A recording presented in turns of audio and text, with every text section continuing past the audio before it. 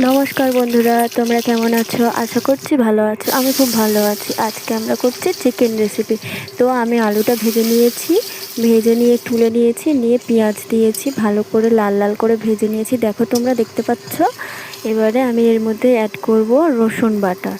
তো রসুন বাটাটা ভালো করে দিয়ে কিছুক্ষণ নেড়ে নেব। ভালো করে নেওয়ার পর আবার আমি এর মধ্যে আদা বাটা দিয়ে দিলাম, আদার সঙ্গে দুটো কাঁচা লঙ্কা দিয়েছিলাম। এবার হলুদ, লঙ্কা, নুন একে একে সব কিছু দিয়ে দিলাম, দিয়ে এবার ভালো করে কষিয়ে নেব মশলাটা কষিয়ে নিয়ে এবার এর মধ্যে অ্যাড করে দেবো চিকেনটা।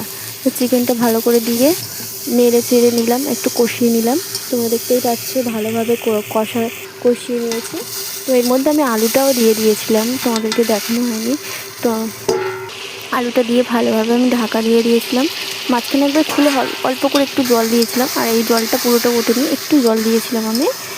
আর ভালোভাবে কষিয়ে কষিয়ে দেখো কেমনভাবে কষাচ্ছি আমি, দেখো পুরো আলুটা একদম সিদ্ধ হয়ে গেছিলো। আমি দেখছিলাম যে আলুটা সিদ্ধ হয়েছিল কি না। তো আলুটা দেখছিলাম যে পুরো একদম সিদ্ধ হয়ে গলে গিয়েছিলো। তাই জন্য করে আমি আলুটা একটু কম করে জলটা দিয়েছি, যাতে সব কিছু সিদ্ধ হয়ে গেছে যখন, ওই জন্য করে অল্প করে জল দিয়েছি। তো তোমরা একটুখানি দেখে বলো কেমন হয়েছে রেসিপিটা। আমি তো পারি না খুব একটা, প্রথম করলাম। কেমন হয়েছে বলো। টাটা।